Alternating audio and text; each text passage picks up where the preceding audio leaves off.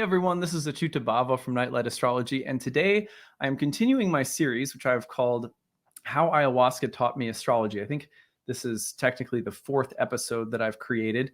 The reason that I decided to do this series originally is that I was reflecting over the summer on the fact that I hadn't taken time to sit down and really kind of write out and consolidate some of the tangible ways in which my participation in ayahuasca ceremonies over the course of a decade informed the way that I came to know and understand and study astrology. Ayahuasca played an integral role in my development as an astrologer. This is not a series where I'm trying to sit down and tell you run off and drink ayahuasca. I think it's a very personal decision. It's not the right decision for everyone. But I do believe that entheogens in the right setting, in the right context for certain people can be very helpful and very healing. For me, it certainly was, and I wrote a book about it called Fishers of Men, The Gospel of an Ayahuasca Vision Quest. It was published by Tarcher Penguin in 2010. It was a few years before that through the ceremonies and people involved in the ceremonies, a couple of key individuals, that I came to become interested in astrology. And then what happened was, for a number of years after that, my participation in ayahuasca ceremonies dovetailed very nicely with my budding study of astrology. So this series is really, excuse me, in part, the series is for me. It is a way of just sort of cataloging some of the insights that were really important, before I forget them. I mean, in some ways you can never forget the experience, right? I mean, it's had such an impact on me, I can never forget it. But those specific stories and points and insights, I just realized like I should write them down. And then I thought, well, this would make a good series to share with other people, since I get asked quite regularly throughout the years, could you speak more about how ayahuasca and astrology have had a meaningful overlay for you? And so the other reason that I wanted to continue doing this series this week is because we have a new class coming up in the new year called Roots and Spheres. I'm going to take you over to show you that right now. So let's go over. So the Roots and Spheres Moon Circle begins in January of 2023, and it consists of meetings before the new and full moons with Ashley and I, and we are going to be looking at the astrology of the month while also dieting plant teachers. These are not entheogens. These are just herbs that you could pick up at your co-op. But we will be working with planets and plants together throughout 2023 as a way of deepening our relationship with the astrology. If you take in astrology regularly and you would like the astrology to play more of an active role in your spiritual life, in your actual physical life, because sometimes astrology is just sort of like taking in celestial news or information. So the purpose of this program is to try to integrate it a little bit more into our bodies. So I wanted to do this talk today also to speak a little bit more about the connection between planets and plants and how that connection was established for me during a good number of ayahuasca ceremonies where I was, actively studying and starting to practice astrology as well. So if you want to enroll, the early bird payment is available until all of our sales for the two new courses are available until September 12th. There's also a new masterclass you can check out. I save a couple $100 off on the Roots and Spheres program. There's tuition assistance available. And like I said, if you go to the courses page, there's also a masterclass series you can check out. And those masterclasses meet quarterly for 4 classes a piece, so 16 total on the year on advanced topics in ancient astrology. There's an early bird payment for that one as well. So I'm really hoping, though, that we'll have a good number of people coming out for the Roots and Spheres program because, in a sense, there's nothing like bringing planets and plants together. And that's actually how all of this got started for me, was the marriage between plant medicine and learning the archetypal language of astrology. So today, before I get into it, actually, I should say, don't forget to like and subscribe. Share a few comments if you've had experiences, whether they're positive or negative experiences with entheogens and sacred settings or whatever the case may be. I'd love to hear from you guys, hear what you have to say about it. Again, remember, this series is not meant to drive people to go do ayahuasca. I think it's a highly personal decision and it's not the right one for everybody. So I'm not trying to peddle ayahuasca, but I am wanting to share with you the insights from my experiences, which were really critical to the way I practice. If you like my channel, it might be interesting for you to listen to this and to hear about the way in which the ayahuasca experiences shape the way that I understand astrology.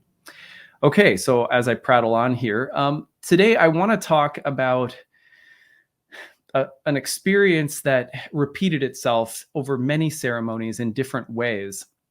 When you're working with plant medicine, a lot of the images and metaphors that come to teach you, whether you're learning astrology or not, have to do with the actual imagery of plants in nature.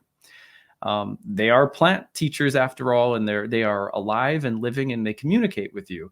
And that you might think that that's woo-woo, but if you work with indigenous people who actually have the living tradition of plant medicine, plant shamanism, so to speak, living in their veins. They will tell you that the plants communicate. And this is a strong belief of both me and my wife, who's an herbalist, that if you work with plants intentionally, that you will develop, they will start communicating with you in your dreams, in altered states, in just little information and little hits and synchronicities. Start working with plants purposely. They are highly intelligent, and plants will indeed speak to you and are there often to help. I'm not trying to say that there aren't. I mean, just like anything else, there are plants out there that are, that are dangerous. There are plants that are not very nice. But there are many of them who are elders and healers and helpers. And it's like, to my mind, I just look at the world now when I see plants, it's like, oh yeah, those are sentient beings with souls who have wisdom. That's how I see the world now, forever changed because of these ayahuasca experiences. So today I want to talk about an insight that came up. I couldn't narrow it down to just one ceremony, but just an insight that came up through a variety of different ceremonies, which is that the soul is like a plant. The soul is like a plant. Now, if I had to, just basically talk about how this very insight arrived, it came about by realizing through many, many ceremonies, not just one, but many, that the soul is like a plant in a variety of different ways. Because when the plant medicine is in your body in an ayahuasca ceremony, and I'm not the first person to say this, and many people have shared this insight, when the plant medicine is in your body, you get to understand plant intelligence. Like it's like, you don't know what it's like to, I don't know, live in Paris until you hang out with someone who lives in Paris. You don't know what it's like to live in Minnesota or, Mexico City or wherever that might be until you actually hang out there or live there. And then you get to understand the vibe, and you're like, oh, this is what this culture is like, or this is what this place is like. When you take plants into your body in a way that is deliberate for the sake of healing or gnosis, the plants will communicate with you, but they will also, as they are communicating with you, often like people, like literally talking to you in these altered states, the plants will also, it's like you can't help but pick up on the fact that it's a plant, and what are plants like, and what is their intelligence like, and the wisdom that they give is natural to who and what they are. So it's like when plants give you healing in a ceremony, it's coming through the natural experience of what a plant is like, and what defines health or vibrancy or purity or integrity for a plant. And so when it's not just that the plant comes in and like heals you and cleanses you of, let's say some shadows, which a lot of people experience with ayahuasca, and then you're good. It is that as it is cleaning and cleansing and healing you, it is doing so in a way that mirrors what it is like to be a part of a healthy ecosystem, to be a healthy plant. And so you start understanding that you are not different from nature, from plants, from natural living and growing organisms. And you get a feeling of what it's like to go back to a very simple definition of like biological vibrancy. And that's the plant. That's what's so amazing about the plant intelligence, is that they heal as they remind you of what it means to live a natural, whole life. So how did I experience that with the plant intelligence? And then how does that relate back to astrology? Well, number one, environment matters. That this was something that the plant intelligence spoke to me over and over and over again, like every ceremony, not just not like one moment or one vision, just every ceremony that the plants live in, like in the Amazon, right? These plants live in one of the most vibrant, mysterious, beautiful, interconnected ecosystems on the planet. And not every ecosystem is the Amazon, right? And not that, it's the only ecosystem that matters or anything, but the when you start receiving healing from these plants that live in this environment, that environment starts to be a part of the intelligence of the healing. And so you're sitting there going like, my life is like a plant, my soul is like a plant, and it needs to be part of a vibrant ecosystem. So where I place my life, whether that's where I live or where I work, or it's just in the same way that a plant can't just grow anywhere, and the healthiest plants, so to speak, are living in places that have a vibrant ecology around them. So in like plant intelligence starts with the idea, in my opinion, that the environment matters a great deal. And so a lot of the way that plants heal in ayahuasca ceremonies or otherwise, like even if you're just working with some of the plants we're going to be working with in the Roots and Spheres program, it starts by showing you, like a plant would, what will help you thrive and grow and what will diminish your life force or, kill the plant off. And it's not showing you based on what you're doing, right or wrong, the moral idea that if I'm doing something good, then I'll be okay. If I'm doing something bad, then I'll be okay. It sort of eliminates that and says, let's start with something more basic, which is, where is your plant placed? Where is the soul, your soul plant? Is it in, what kind of ecology and environment is it in? Is it a healthy one or an unhealthy one? And that has to do with association, with what you're associated with on all different levels. And it starts showing you, how to weed things out of the environment, or maybe more specifically, because weeds play a really beautiful role in ecology too. But like, where should your plant be placed so that it is in the best possible system and circle of life? I hear a lot of people every single day as astrology clients say that they don't feel like they're on their path. And then when we explore that together in readings, it turns out that a lot of it boils down to not feeling like the environment that they're in is conducive or supportive of happiness or some degree of peace or joy. The environment really matters. We are not different from plants. We are not different from trees that need a healthy ecology around us. And there's a lot of dis-ease and unrest and unhealthy stuff in our environments. And these experiences did not make me look around with like a cynical, critical, judging eye, but they made me much more aware of what kind of environment, whether it's in my home or, any level of my life, what it looks and feels like to be in a healthy space, how to create that kind of connection. And that is plant intelligence. Number two, light and water matter. This is so simple. I'm using this as a metaphor. Plants need very basic things, and some plants need very different amounts of things, and different amounts of shade and light and everything like that. But plants need light, they need water, they need the right soil. There are very, very basic things. These are very basic things that the right environment, along with these things, will create health in a plant. I couldn't believe how simple the insights were that the plant medicine gave me about similar things in my own life, like getting enough sleep every night, because I did not. Turning off, not spending too much time on phones or media right before bed, drinking plenty of water, like lots of water, making sure that I'm not putting lots of toxic thoughts, ideas, or substances into my body, Sobriety came out of these experiences for me, but not because, oh, drinking is bad, but because light and water are good, if that makes sense.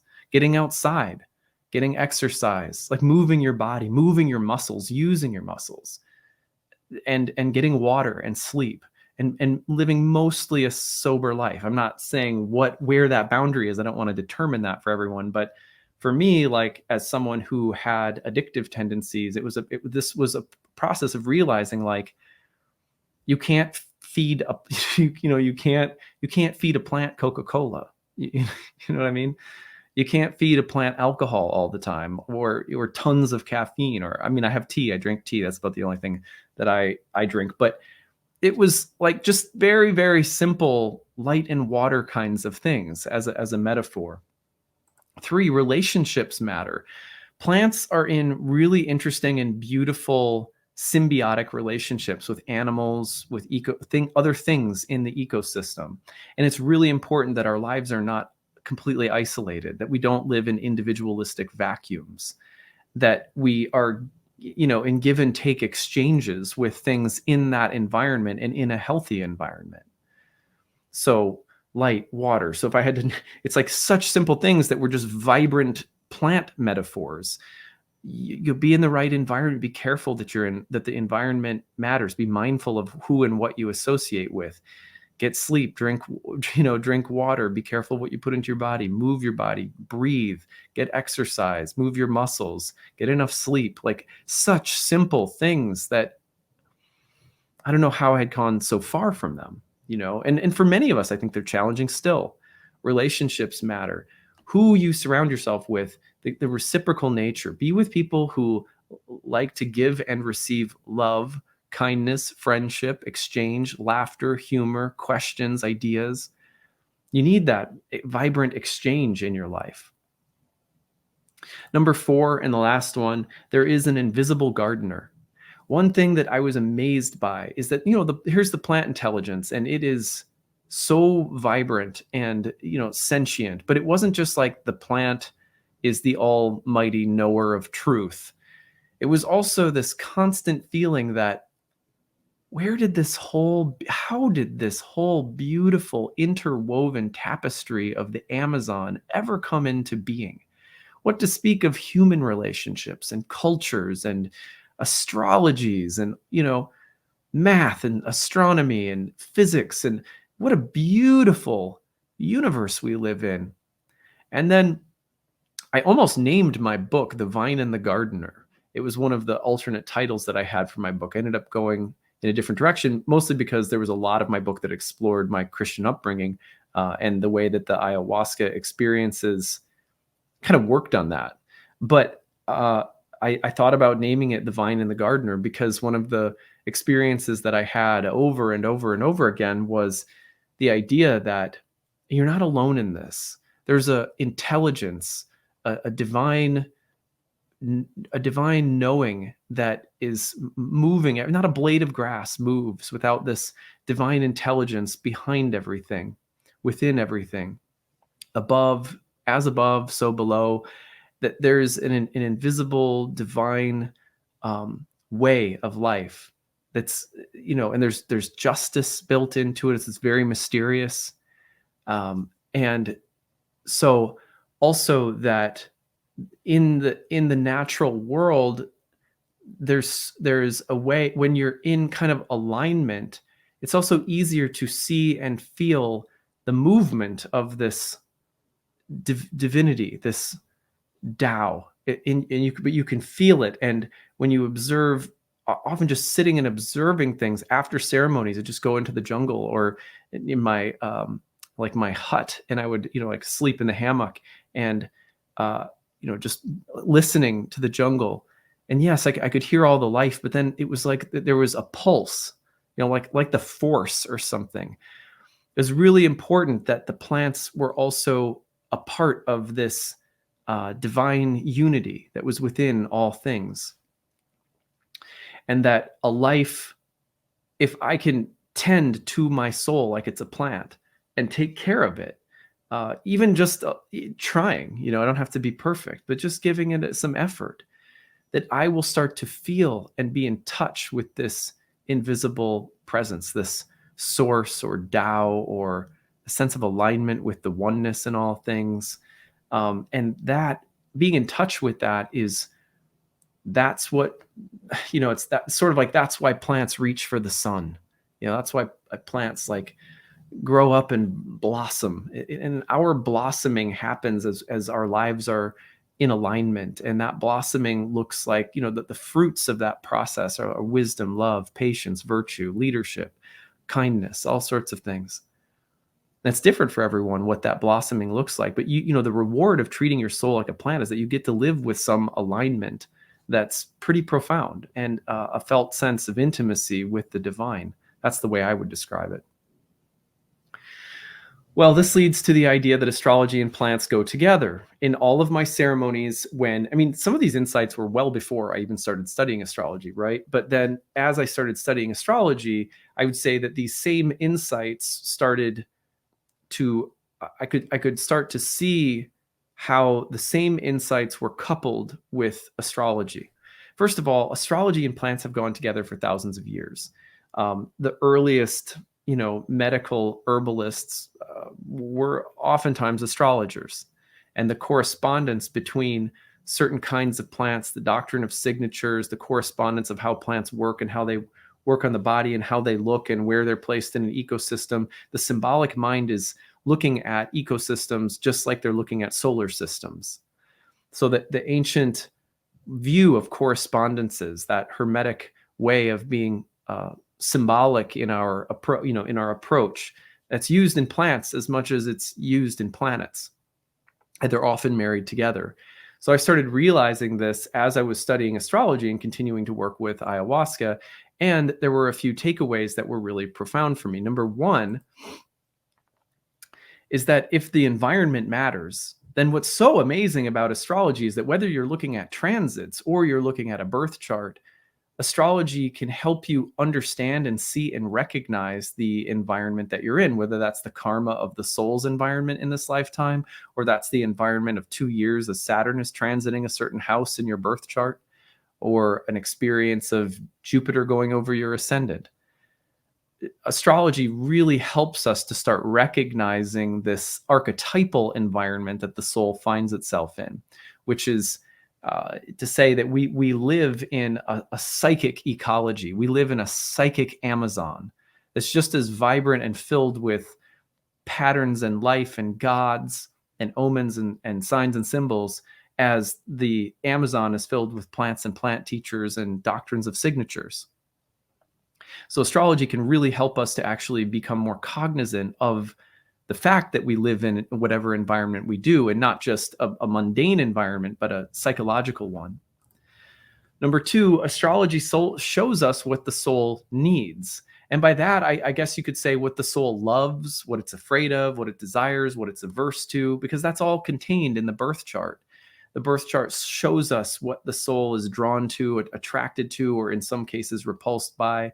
And that is super important, because the more we understand that, the more we know how to tend to the life of the soul, just like understanding the ecology of the plant and what it needs for its own unique, as a unique species would be important. Every soul has a different set of desires and needs and fears. And when you understand that, it's really helpful when it comes to tending and caring for the soul. Number three, astrology will show us what kind of relationships are helpful or harmful. Saying relationships matter, that we need to be in reciprocal relationships, just like plants are. Whether it's amazing how plants will propagate. Like a plant will often drop a fruit that will be digested by an animal and then pooped out, and it's through the poop and the carrying of the seed in the poop into the soil that fertilizes it. And plants are very intelligent in the way that they go about, staying alive. And that's one of the interesting ways in which plants are, reciprocal. I had a beautiful vision of a panther eating this plant and, going to the bathroom, and then like the jungle growing out of it. And lots of stuff like that.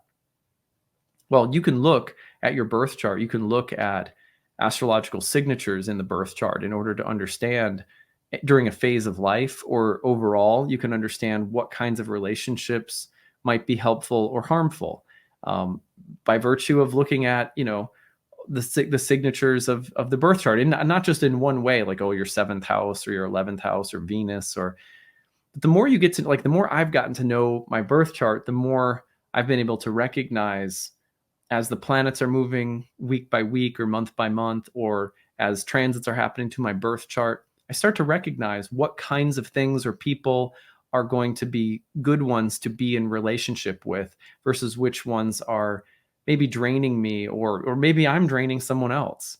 But astrology is just such a nice way of being able to offer that feedback and reflective. It provides a kind of reflective capacity. So wonderful for being able to understand, like, what kinds of relationships am I in all different spheres of my life, and are they helping or harming the life of the soul? Astrology also points to the invisible gardener. If you spend enough time with astrology, you start to realize that the same unity that's alive, as I was understanding it in the plant world. And if you're, again, a healthy plant has this kind of natural, it's amazing how, like, the plant intelligence, you're taking it in, and I would have these visions of, like, the plants healthy, clean, vibrant, beautiful, with the soil and water and light. And there's, even though they're on the earth, the intelligence, almost like in the DNA, is like celestial, totally ethereal, angelic, like beautiful and divine. And I realized, oh, it's not, well, not that the plants are like angels necessarily. It's that when they're so healthy, when any organism is so healthy and vibrant, it naturally roots down from wherever it is up into, on the earth, up into these beautiful divine places. And so can we. If we're healthy and we take care of ourselves, then we can, our blossoming, our flowering reaches up through the crown chakra. It connects with these beautiful vibrations. And what the way that we experience that is to feel, it feels like we're in alignment with the universe, or it feels like we're connected to an invisible gardener, and it feels like we're connected to the divine or the Tao, or whatever you want to call it. So if you practice astrology with the same idea that I'm using this information to be reflective and to try to take care of my soul, and to root it in the right place, to feed it the right things, to make sure I'm in the right kinds of relationships, then it naturally flowers and grows, and we feel in touch with something that's flowing through everything but bigger than us. It's a part of us, and it's more. And that is what we live for. That feeling of connection is what we live for. And you can experience it whether, with a spouse or your kids, or on a walk in nature, when you're healthy and relatively happy and feeling whole because you're taking care of your soul and in its ecology, you start to feel like you're in touch with something divine, and it just it starts to permeate your life. There's an appreciation for it that's overflowing without having to sit down and do a gratitude exercise. You just feel grateful. And it's amazing how simple it is. How simple it can be. Like I said, like water and sleep, a little bit of exercise, that, and it can get really loud. I mean, there's always more fine tuning, and then it's an adventure too. It's really exciting. And then if you pair just taking care of yourself and tuning in, treating your soul like a plant that needs the right stuff, and you pair that with astrological wisdom, it's incredible. It's absolutely mind-blowing how well the two go together. For example, I can reflect on the fact that, as the moon went into Scorpio a couple of days ago, as I'm recording this, I caught a cold from my daughter, and I started getting run down and lack of sleep. But because I sat down, I did my meditation, I was able to reflect on some of the different choices that led to, like, we sort of pushed too hard, and the kids we pushed too hard in doing stuff like activities, and then the kids got a little bit worn down, and they're a part of the ecosystem. And their bedtimes gets messed up too many nights in a row. Then one of them gets a cold, and then they spread it. It goes around the family. And so if you have astrology in that case, you have a little bit of reflectiveness, and you're treating a soul like it's a plant. The shifts in the environment, cosmic and earthly at the same time, you get a lot of wisdom, and then you can make adjustments, and you learn. And it's like in that case, isn't it, life just becomes such a beautiful learning experience of learning and curiosity. So, okay, I'm rambling on. Hope you guys found this interesting today. And don't forget, if you enjoy talking about planets and plants, the Roots and Spheres program begins in January. You can learn more about it on the website, nightlightastrology.com. The pre-registration sale for that lasts until September 12th, so you have a few more days to take advantage of it.